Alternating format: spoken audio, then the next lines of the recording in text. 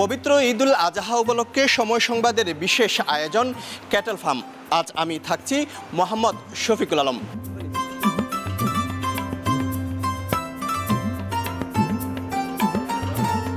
আপনার খামারের গরুর চাহিদা কেমন চট্টগ্রামে?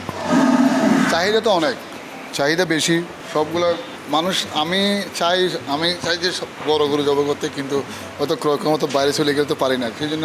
কিন্তু এমনি চট্টগ্রামের সবচেয়ে বড় বড় যেগুলো গরু আছে এগুলো চাহিদা বেশি। আমাদের কালেকশনগুলো হচ্ছে সুন্দর সুন্দর যেগুলো গরু আছে এগুলো কালেকশন করা, যাতে মানুষের সুবিধাভাবে কোরবানটা হয়। আর মানে এখানে কী ধরনের কত গরু আছে আপনার খামারের ছোটো বড় মিলিয়ে? আমার খামারে ছোটো বড় সবগুলো মিলিয়ে 90টা।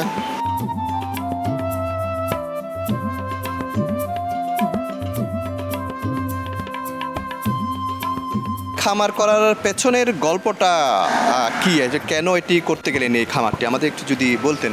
এটা মূলত স্যার, এমডি স্যার এবং চেয়ারম্যান স্যারের পরিবারের দুধ খাওয়ার জন্য মূলত 2টা গরু দিয়ে প্রথমে শুরু করছে। তারপরে এটা আস্তে আস্তে পর্যায়ক্রমে মানে গরু বাড়তে এখন মোটামুটি একটা খামারে পরিণত হয়েছে। এবং ষাঁড় গরু নিয়ে স্যারেরা বিশেষ করে মানে শখের বসে এটা করে আসছে আর কি। খামার তো অনেকগুলো আসলে গরু আছে, কি পরিমাণ গরু আছে, কোন সাইজের গরু আছে এবং কী রকম? আমাদের বিশেষ করে আমাদের গরুগুলো হচ্ছে সবচেয়ে বড় বড় গরু।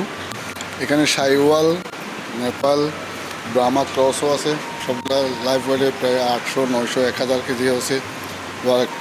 একটু মাঝারি টাইপের আছে, ছোটো টাইপের আছে। কি পরিমাণ বেচা কেনা হচ্ছে এবং কি পরিমাণ সারা আপনারা পাচ্ছেন? কাস্টমার আসতেছে, বেচা কেনা শুরু করে দিয়েছে অলরেডি। এখন মোটামুটি কয়েকটা সেলও হয়ে গেছে। এই থেকে এই পর্যন্ত এগুলো সব বাকি, এখনও বাকি আছে। ওর পাশে কিছু বিক্রি হয়ে গেছে আর কি। আছে মোটামুটি কাস্টমার ধরে মানে বিক্রি হওয়ার জন্য রেডি আছে।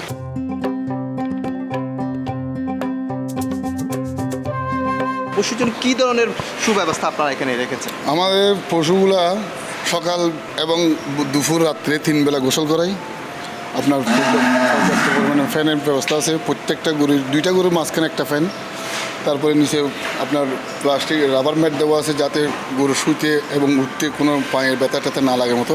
এই ধরনের সব কিছু মানে একদম পরিষ্কার থেকে। এখানে 7-8 জন লোক আছে, এরা সবসময় এগুলোকে দেখভাল করে। এই জন্য এগুলো মানে সবসময় পরিষ্কার থাকে।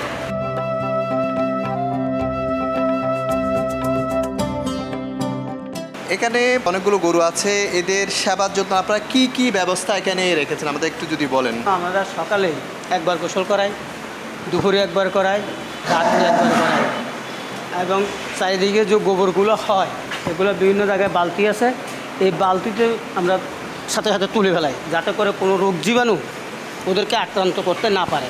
তারপরে আমরা খাবারের জন্য ওদের 3 ধরনের মানে ঘাস, কাঁচা ঘাস, শুকনা ঘাস, এগুলো মেশিনের সাহায্যে, অটো মেশিনের সাহায্যে কাটে এদের সঙ্গে দানাদার মিক্স করে ওদেরকে আমরা নিয়মিত 3 বার খাওয়াচ্ছি। দরদামও করতেছি না, মার্কেটিং করতেছি না, জাস্ট মানে যদি আমার কারেন্ট কস্টের ভিতরে চলে আসে তাহলে আমরা ছেড়ে দিচ্ছি। লাইভ ওয়েটে আপনার 800+ আছে, 900 আছে কেজি। তারপরে আপনার এগুলোর দাম 12 লাখ, আমরা দাম দিচ্ছি 12 লাখ, কিন্তু এগুলো একটু কম দামে, কাস্টমার সাথে কম্প্রোমাইজ করে এটা বিক্রি করা যাবে না।